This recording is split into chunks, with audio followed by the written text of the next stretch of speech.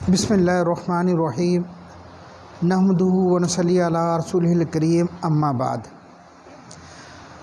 بھائی ذرا میری طرف توجہ کریں۔ یہ رمضان کا مہینہ اللہ تعالیٰ نے رحمتوں اور برکتوں کا مہینہ رکھا ہے۔ اس مہینے میں اللہ تعالیٰ کی رحمت کا جو دریا ہے وہ فل طغیانی پر ہوتا ہے۔ بہانے سے اللہ بخشش فرماتے ہیں۔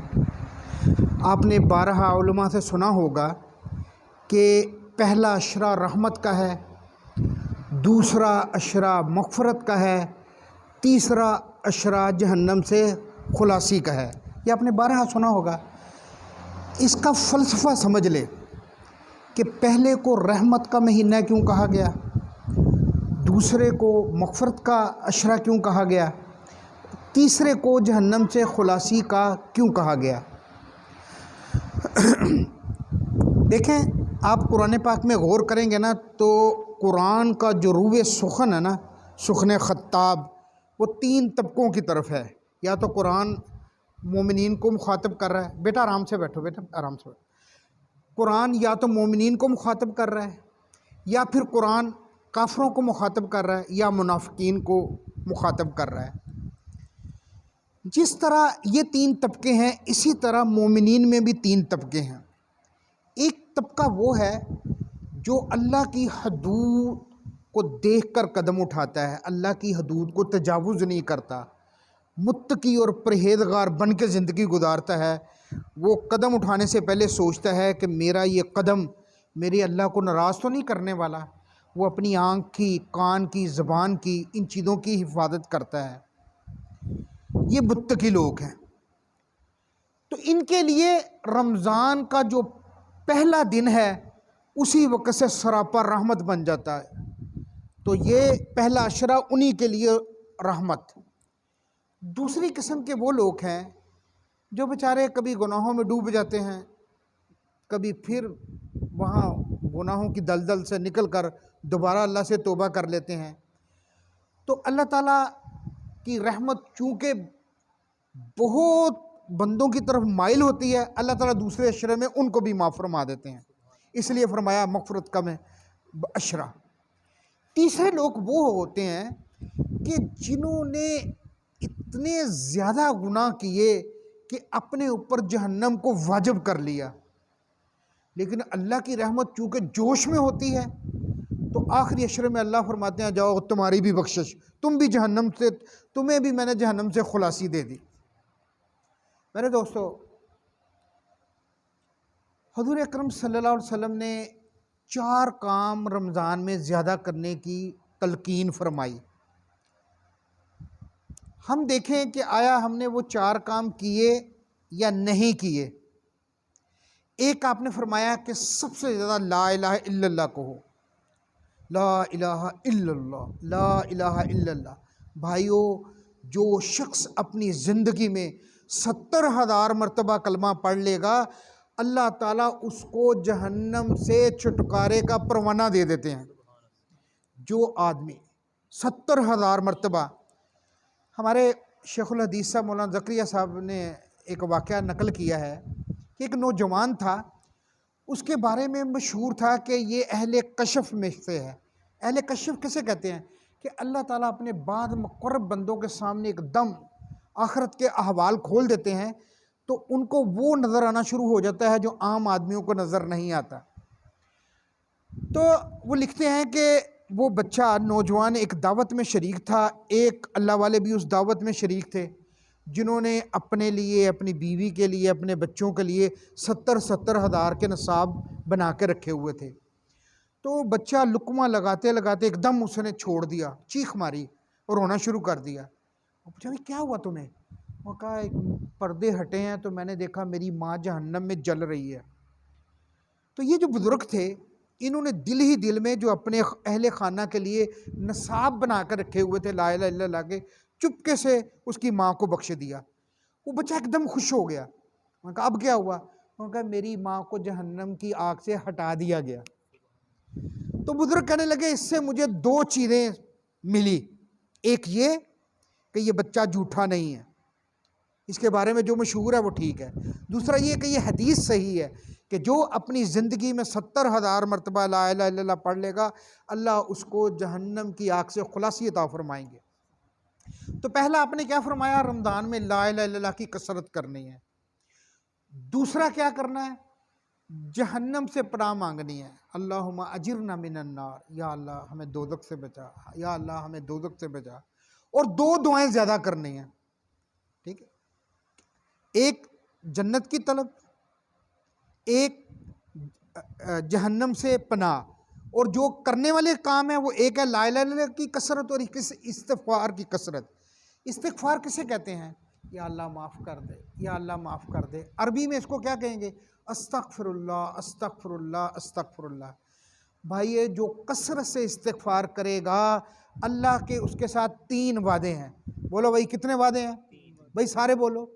اللہ تعالیٰ کے 3 وعدے ہیں۔ جو کثرت سے استغفار کرے گا اس کو ہر غم سے نجات دوں گا، ہر تنگی میں سے راستہ دوں گا، ایسی جگہ سے رزق دوں گا جہاں سے گمان بھی نہیں ہوگا، جہاں سے گمان بھی نہیں ہوگا، اللہ ایسی جگہ سے اس کو رزق دیں گے۔ تو میرے بھائیو، ایک تو آپ نے فرمایا کہ رمضان میں لا الہ الا اللہ کی کثرت کرو، دوسرا استغفار کی کثرت کرو۔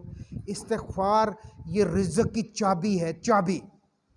اور فرمایا 2 دعاؤں کی کثرت کرو کہ ایک جنت مانگو اور دوسرا جہنم سے پناہ مانگو۔ بھائیو میں آپ کو رائے دوں گا کہ صرف جنت نہ مانگنا، بلکہ کیا کرنا؟ یا اللہ جنت میں حضور کا ہمیں پڑوس دینا۔ بھائی بات سمجھ میں آ گئی؟ صرف جنت نہ مانگنا، یا اللہ ہمیں جنت میں جگہ تو دینا لیکن ایسی جگہ دینا کہ ہمارے مکان کی دیواریں اور نبی کریم صلی اللہ علیہ وسلم کے مکان کی دیواریں آپس میں ملتی ہوں۔ بھائی مانگو گے نا دعا انشاءاللہ۔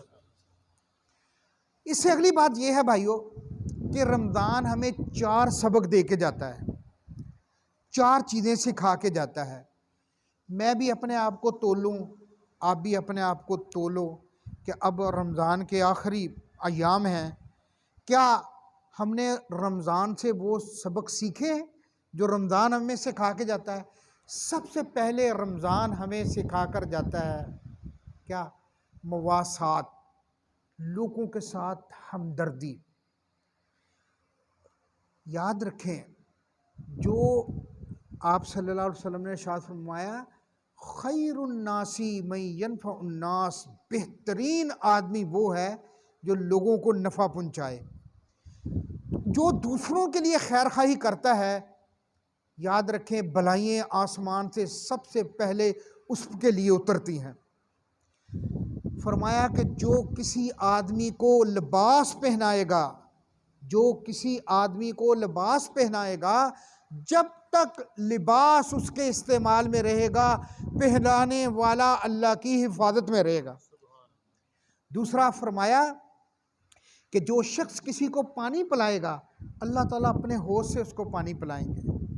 جو شخص اپنے غصے کو جاری ہونے سے روکے گا، اپنے غصے کو جاری کر سکتا ہے، غصہ نکال سکتا ہے، دوسرے کی ایسی تیسی پھیر سکتا ہے، لیکن پھر بھی اپنے آپ کو روک لیتا ہے، اللہ تعالیٰ اس کے پوشیدہ گناہوں کی پردہ پوشی فرمائیں گے۔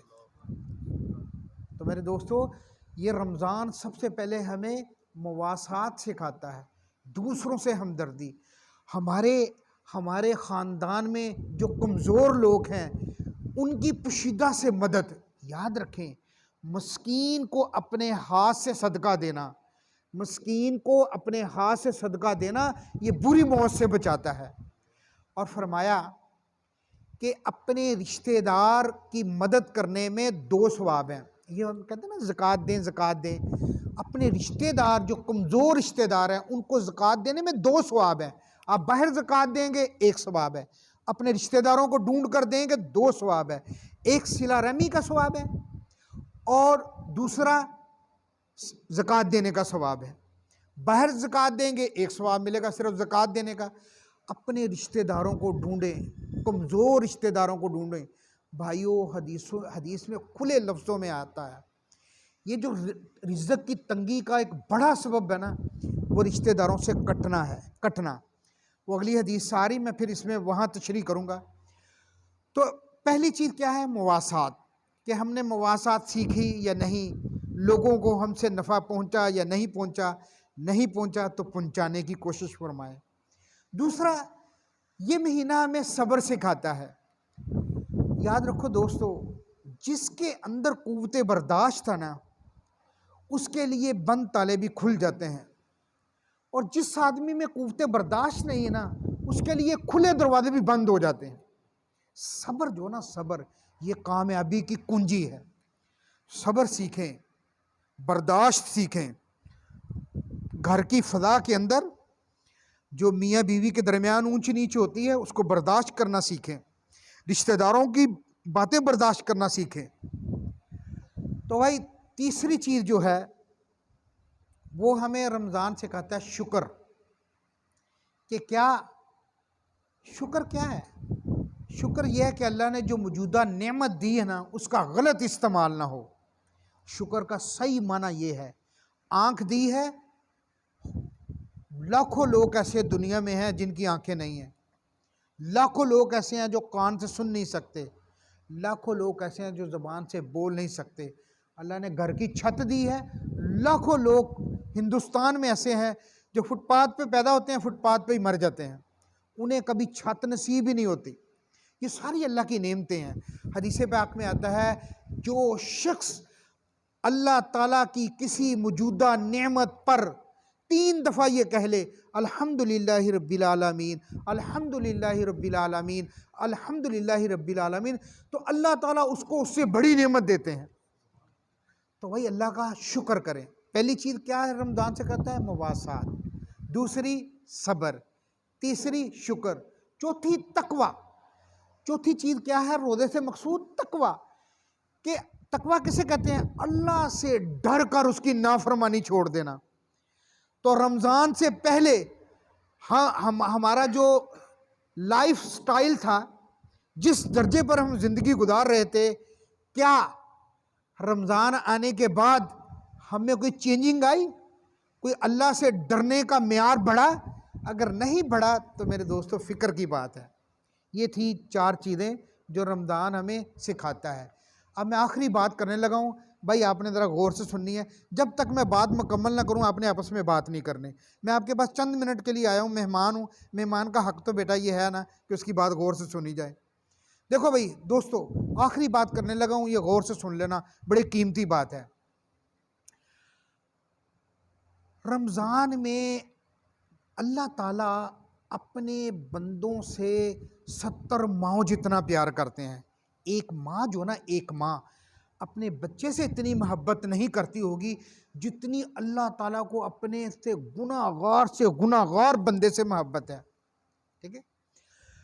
اللہ تعالیٰ رمضان میں بہانے ڈھونڈتے ہیں مغفرت اور بخشش کے۔ ابھی ہمارے ایک بزرگ ہیں یہاں لاہور میں، وہ واقعہ سنانے لگے کہ ابھی تازہ واقعہ ہے کہ ایک مستری تھا، یہ جو مکان وغیرہ بناتے ہیں، وہ بیمار ہوا، اس کے انتقال کا وقت آ گیا۔ اب اس کی جان نہیں نکل رہی، گھر والے ساتھ بیٹھ کے سورہ یاسین پڑھ رہے ہیں، تو اس کے منہ سے یہی الفاظ نکل رہے ہیں، گھرا لاؤ، مٹی لاؤ، اینٹیں لاؤ، سیمنٹ لاؤ، یہی بول رہا ہے۔ اس کو کلمے کی تلقین کر رہے ہیں، اس کے منہ کی زبان پر کلمہ نہیں آ رہا۔ یاد رکھیں، انسان جن نقشوں میں زندگی گزارتا ہے، موت کے وقت وہی نقشے سامنے آتے ہیں اور وہی زبان سے چیزیں نکلتی ہیں۔ اب اس کا ایک مزدور تھا جو اس کے ساتھ کام کرتا تھا، اس کو خبر پہنچی کہ استاد جی موت کے قریب ہیں، ان کی جان نہیں نکل رہی۔ وہ بھاگا آیا، انہوں نے کہا جی ابھی ہو جاتا ہے، آپ پیچھے ہٹ جائیں۔ سارے پیچھے ہٹ گئے۔ اس نے کان کے قریب جا کر پنجابی میں کہا، استاد جی کام مکمل ہو گیا ہے۔ انہوں نے کہا اچھا مکمل ہو گیا؟ لا الہ الا اللہ محمد رسول اللہ۔ حدیث میں آتا ہے کہ جس کا آخری کلام لا الہ الا اللہ ہوگا وہ جنت میں جائے گا، جہنم اس پر حرام ہے۔ تو اس نے کلمہ پڑھا، اس کی جان نکل گئی۔ سارے بڑے حیران ہوئے، اس سے پوچھا بھائی یہ کیا مسئلہ ہے، یہ تم نے کیا کیا؟ اس نے کہا جی اصل میں ہمارے استاد جی کی ایک عادت بڑی اچھی تھی کہ شام 5 بجے جب چھٹی کا وقت ہوتا تھا نا، تو ہم آ کے استاد جی کو کہتے تھے استاد جی کام مکمل ہو گیا۔ تو وہ کہتے تھے اچھا مکمل ہو گیا، چلو ٹھیک ہے، لا الہ الا اللہ محمد رسول اللہ. اپنے کام کا جو اختتام کرتے تھے وہ کلمے کے ساتھ کرتے تھے، اور جب اس کی زندگی کا سورج غروب ہوا تو اللہ تعالیٰ نے اس کو بھی کلمے کے اختتام کے ساتھ کر دیا. دیکھو مزدور آدمی، لیکن اس نے ایک عادت اپنی بنائی تھی، اللہ تعالیٰ نے عین موت کے وقت آخری کلام لا الہ الا اللہ اس کی زبان پر جاری کر دیا. میرے دوستو، اللہ اپنے گناہ گار سے، گناہ گار بندے سے بھی بڑی محبت کرتے ہیں. اللہ تعالیٰ کو فرعون سے بھی بڑی محبت تھی. اب آپ مجھ سے کہو گے مولانا صاحب ہم نے تو آج تک نہیں سنا، ہم نے تو ہمیشہ تذکرہ سنا کہ فرعون بڑا ظالم جابر، آج آپ ہمیں سنا رہے ہیں کہ اس سے بھی محبت تھی. دیکھو اس کی گواہی قرآن دیتا ہے. قرآن کیا کہتا ہے؟ حضرت موسیٰ علیہ السلام، حضرت ہارون علیہ السلام کو حکم دیا جا رہا ہے کہ آپ جب فرعون کی طرف جاؤ تو اس سے نرمی سے بات کرنا، شاید وہ ہماری بات سمجھ لے. تو میرے دوستو اگر اس سے نفرت ہوتی، دشمنی ہوتی، تو اللہ کیا کہتے؟ اے موسیٰ یہ جو لاٹھی ہم نے معجزے کے طور پر تمہیں دی ہے یہی اس کے سر میں جا کر مارنا، وہ سمجھنے والا نہیں ہے. لیکن اللہ نے کیا کہا؟ اس سے نرمی سے جا کے بات کرنا. اللہ کو اپنے ہر بندے سے بہت زیادہ محبت ہے. ہمارے ایک واقعہ مجھے یاد آ گیا، ہمارے ایک دوست ہیں فیصل آباد میں، وہ کہتے ہیں کہ میری تشکیل ہوئی، میں تبلیغی جماعت کے ساتھ گیا، ہماری تشکیل یہ لاہور بارڈر کے ساتھ ساتھ ہوئی. کہتے ہم نے وہاں جا کر پانی لانا، کہتے ہم نے وہاں جا کر وہ اپنا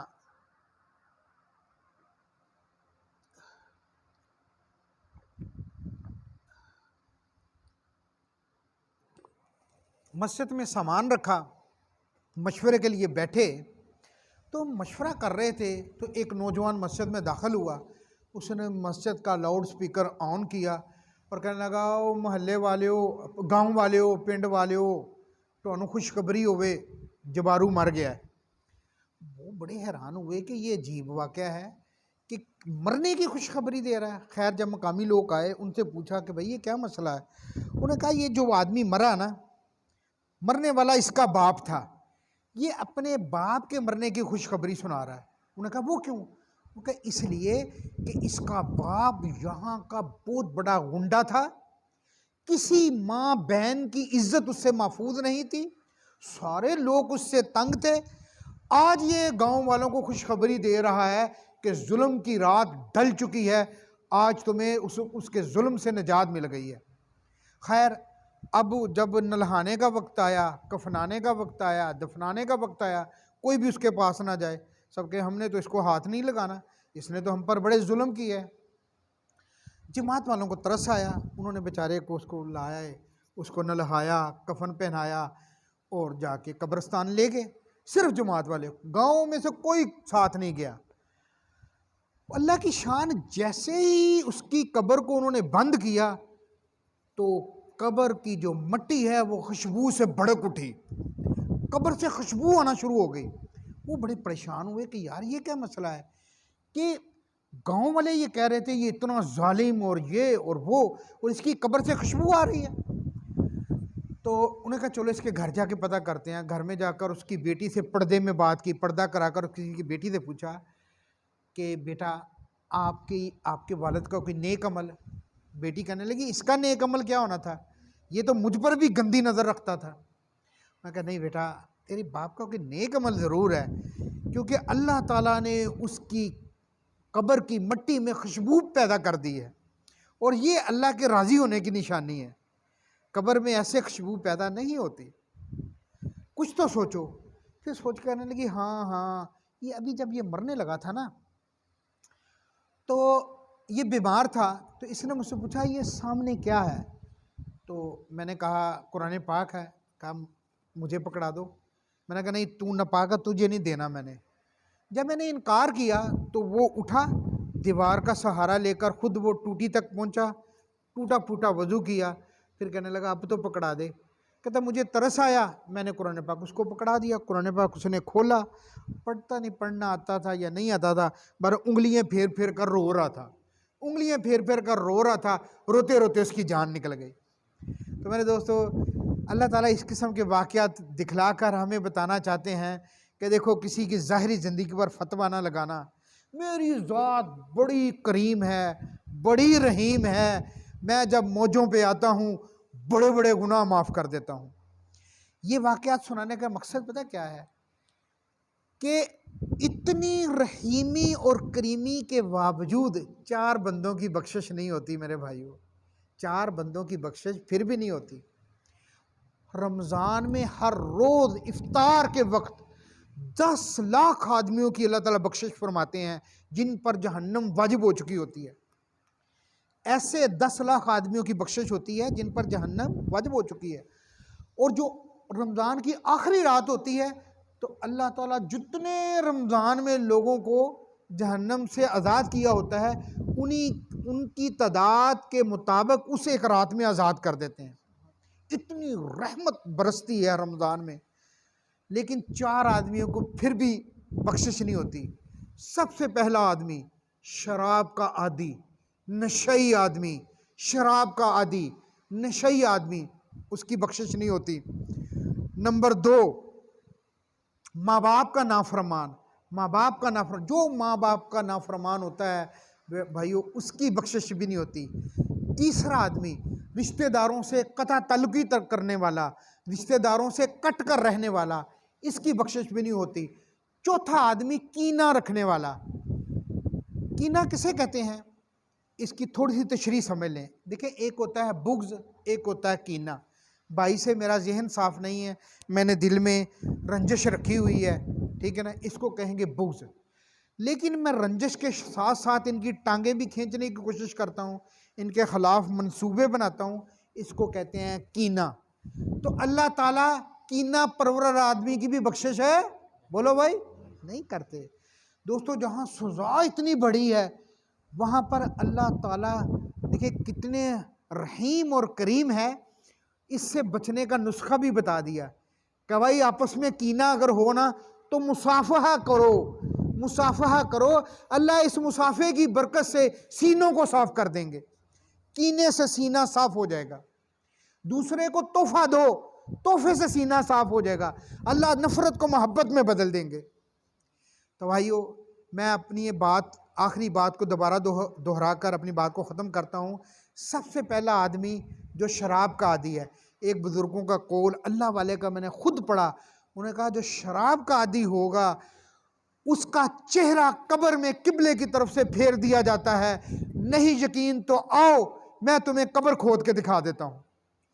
تو بھائیو، ہم اس سے بچیں، خدا نہ خواستہ ہم میں سے کوئی اس میں مبتلا ہے تو اللہ سے، ابھی رمضان کے دن باقی ہیں، اللہ سے پکی ٹھکی توبہ کرے کہ یا اللہ نشے کی چیزوں کے قریب نہیں جائیں گے۔ اور بھائی اگر کوئی ماں باپ کا نافرمان ہے، یاد رکھو دوستو، ہم جیسا سلوک اپنے ماں باپ کے ساتھ کریں گے ہماری اولاد ویسے ہی ہمارے ساتھ سلوک کرے گی۔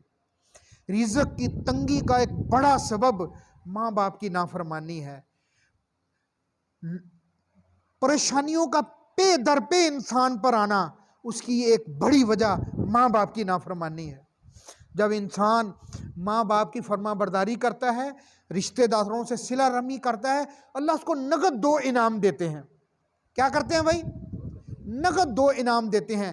پہلا انعام اس کی عمر لمبی کر دیتے ہیں، دوسرا انعام اس پر رزق کے دروازے کشادہ کر دیتے ہیں، رزق کھول دیتے ہیں۔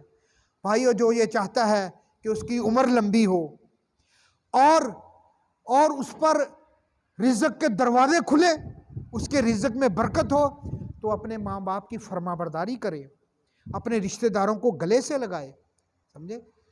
جس طرح میں نے پہلے عرض کیا کہ خفیہ مدد کرنا کسی سے، یعنی اللہ تعالیٰ کے غضب کو یہ چیز ٹھنڈا کرتی ہے۔ اور اس سے آگے بھائی، اگر کسی کے خلاف ہم اپنے سینے میں کینہ ہے تو فوراً اپنے سینے کو صاف کریں تاکہ اللہ تعالیٰ ہمیں بھی بخش دے۔ اور اگر کسی اور کے دل میں کینہ ہے تو نسخہ میں نے آپ کو بتا دیا کہ اس سے جا کے مصافحہ کریں، اس کو ہدیہ دیں، اس کو اچھے نام سے بلائیں، انشاءاللہ اللہ تعالیٰ نفرت کو محبت میں بدل دیں گے۔ اللہ تعالیٰ ہم سب کو عمل کرنے کی توفیق عطا فرمائے۔ وما علینا الا البلاغ۔